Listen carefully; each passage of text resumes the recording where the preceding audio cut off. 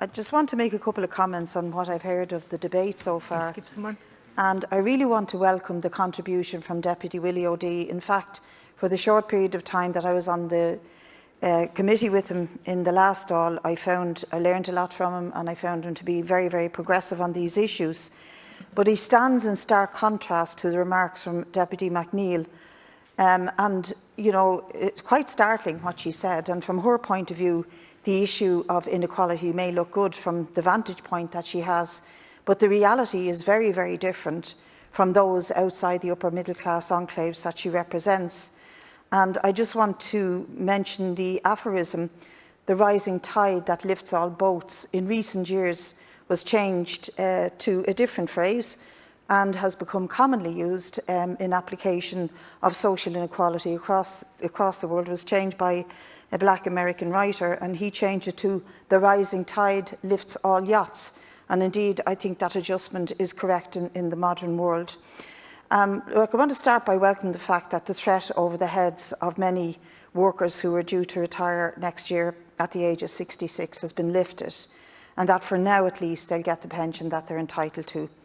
But I am concerned, to say the least, about the commission that's been set up and its remit, because we've seen over the years that when governments and ministers want to push an unpopular policy, then it hires an outside expert or a commission or conducts a review or a scoping exercise or an investigation, and that provides them with the thin veneer that they need to implement the policy that they really wanted to in the first place. And I've no doubt that such a commission will come back with a plethora of excuses and veneer to cover the government in some kind of an excuse.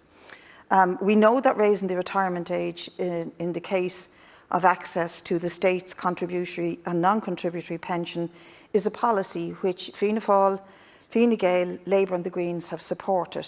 They supported it before the last election.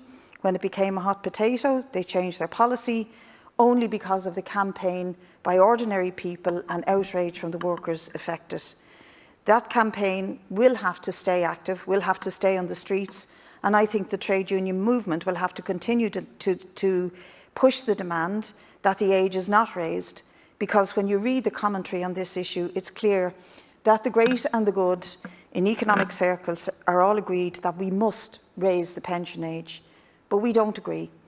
The arguments marshalled time and time again to ram this policy down our throats are not matters of fact, but they're matters of politics.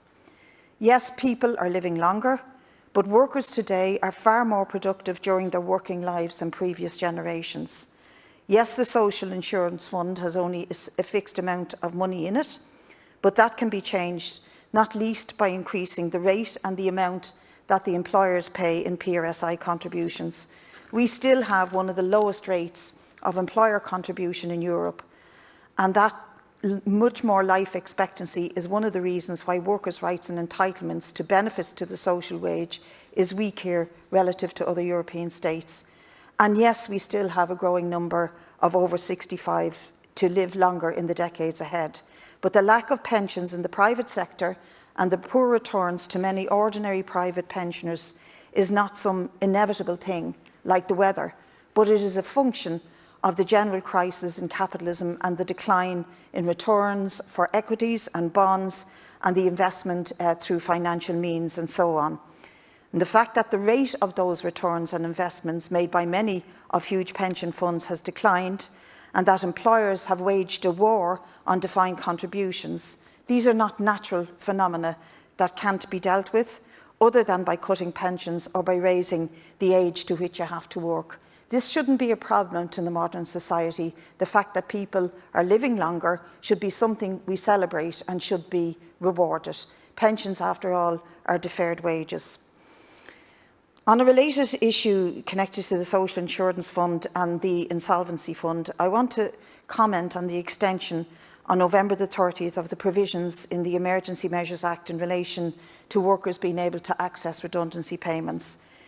This suspended the rights of workers on short time or layoff to activate statutory severance after 4 weeks or 6 weeks in a 13-week period, and it was extended for the 4th time last week.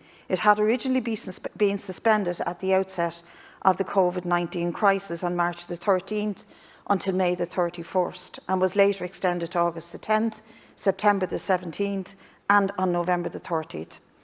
The ICTU General Secretary Patricia King has said that since the Redundancy Act provides that laid-off service is not reckonable for redundancy payment, the consequence for workers who are currently laid off due to no fault of their own and may be redundant in the future is that they will forgo this period of time as reckonable service.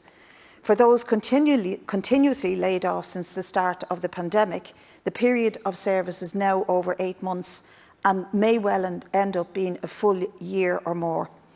The ICTU have made it clear to Government that the continued extension to the freeze on the operation of Section 12 of the Redundancy Act is unfair to workers. They've requested that this matter be rectified and that Government has failed to respond. I want to support their call here today.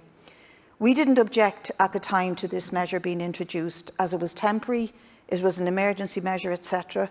But we cannot continue to support a measure which is now effectively punishing workers and denying them the right to claim payments while allowing employers to continue to make workers redundant. The arguments put forward for extending the measure, that it may save jobs, is now fairly threadbare. It's at least as much about stopping claims falling on the state, and the people who are going to lose out are, as always, the workers. We're told that the aim of the measure is to ensure that businesses in financial trouble due to the COVID restrictions are not pushed over the edge financially by laid-off employees activating their severance rights. The suspension of the rights of workers on short time or layoff to activate statutory severance after 4 weeks or 6 weeks in a 13-week period was extended for the 4th time, and this has to be dealt with. Otherwise, it's a complete injustice to workers who have suffered under the pandemic. I want to broadly welcome the measures in the bill in relation to the employee wage subsidy scheme, although I know these are slightly technical and that the administration of this scheme is in the hands of a different department.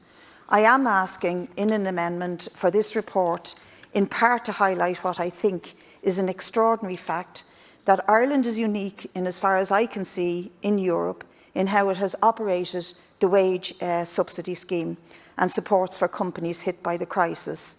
Yes, of course, we wanted workers supported and their incomes and take-home pay supported, but there's been a complete lack of oversight or regulation between both the wage subsidy scheme and the current employer wage subsidy scheme. And so the Minister for Finance has made it clear that profit levels or any company availing of supports are not an issue. This is a state which engages in the most minute and detailed examination of individual workers and, for example, lone parents who supply for state support. But we can have an example like for a company like Boston Scientific, very profitable company, numerous profitable chains of nursing homes, etc., various aviation companies and airlines, meat plants, global multinational corporations, all of whom have remained profitable, and many of them using tax structures in this country that mean they don't publish their accounts here, and many of whom have continued to award huge bonuses to their CEOs during the pandemic while availing of these schemes. And most insulting of all, many haven't even been topping up their workers' wages by much or to a very, very minimal amount. I want to raise the continued discrimination faced by young people living at home who are unemployed and non-job seekers. 18-year-old to 24-year-olds get just €112 a week unless they live independently. And how any young person is expected to live independently in the current housing crisis is a separate issue. But it's important to recall that this was an austerity measure, one of the most obvious and brutal messages during the austerity years, that they wanted to send a clear signal to our youth: you have to leave the country or get used to living in poverty within the state supports when you are out of work. And when we introduced the job patch schemes, we sent another message saying, stay here and we'll help you to take up low-paid, precarious employment by forcing you, with the threat of sanction on your social welfare entitlements, to take up such work regardless of how suitable it is. The continued lower rate of job seekers' payments for the under 24-year-old living at home is a legacy of the policy and an era that should be called out for what it was, a punishment for being unemployed. And this becomes important again in the light of the recession and the COVID crisis, because we know that young people have been hit disproportionately by COVID layoffs. In June, we were told that half of the people aged under 24 were unemployed. New figures suggest, figures released by the CSO, that the country's unemployment rate, including those in receipt of COVID-19 payments, was at 26.1% in May. Breaking those results down, the broad age group, the monthly unemployed age group for those 15 to 24 years, the rate was 13.5%, while it was 4.5% for those aged 25 to 74 years. The figures may have changed since the summer, but I believe that broadly the impact on young workers in this state remains the sharpest.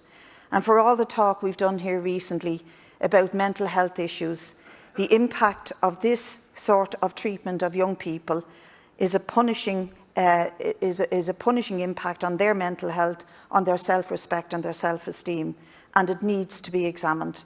So again, we'll be calling for a report on, within 3 months on the impact of this measure on young people. And I just want to finish up by talking about fuel poverty. I worked on the Climate Action Council for, I think, about a year and a half, drafting a report that was based on the Citizens' Assembly. And that report came out with some serious recommendations, which are now feeding in to how we draft the current work we're doing on the climate bill. But in that, we got a serious argument about it, but we got a serious priority recommendation that the government of the day and the subsequent governments would conduct a report and a study into fuel poverty across Ireland. And that was to happen before any consideration was given to raising the existing carbon taxes. Guess what? It never happened. And fuel poverty is currently measured on the receipt of fuel allowance, but it doesn't cut it. Many working people, not just poor people who are entitled to fuel allowance, but many working people on low pay suffer from fuel poverty. And we all know the stories. Whether it's about trying to heat your home, to run a car, or to cover your transport costs to and from work, it does impact on many more people than the current system acknowledges. And again, I'll just say that Deputy Willie O'Dea was correct in this. We need to examine what we mean by fuel poverty, how many people it's impacting on, and the impact that the raised carbon taxes are having on those who live without proper public transport, with poor quality housing. I have come across, and I'm sure many deputies have, couples who live together who aren't entitled to fuel allowance because they may have a few euro above what the threshold is, but that cuts them out not just of fuel allowance, but of also being able to access grants from the SEIA to retrofit homes and to claim other supports. In reality, many people are making a choice between how they eat, what they eat, and how they heat their homes, and this just isn't fair. And finally, there was a €100 subsistence, I guess you would call it, given at the start of the pandemic to those who rely on prepaid energy in their homes. That is now being reclaimed from them at the rate of 60%. And so many reports have come into so many of us of people putting their meter card in for maybe €10 and getting €4 worth of energy back. That is happening now as we speak in this cold climate. And I've written to the energy regulator, I've raised it with the minister, and it still continues to happen. So people are freezing tonight because of this penalty, and it isn't being dealt with. The very, very last thing I want to say is that I do agree that it is a shame that we're not raising the benefits to our pensioners in this budget, and haven't done so. And again, as was pointed out by one of the deputies here, that inflation on ordinary items, not on the yachts, has actually risen quite substantially over the last few years. And if we're saying that this has to be done because of the COVID crisis and the subsidies that were paid out, well, we missed an opportunity. Maybe we could still address it, that we go back to the very wealthy and those who benefit from the crisis i.e. the high-tech companies and the pharmaceutical industry and other industries who actually benefited and whose profits raised and grossed during this crisis, that they actually pay a COVID solidarity tax, and that is how we retrieve the income rather than hitting the poorest section of society again.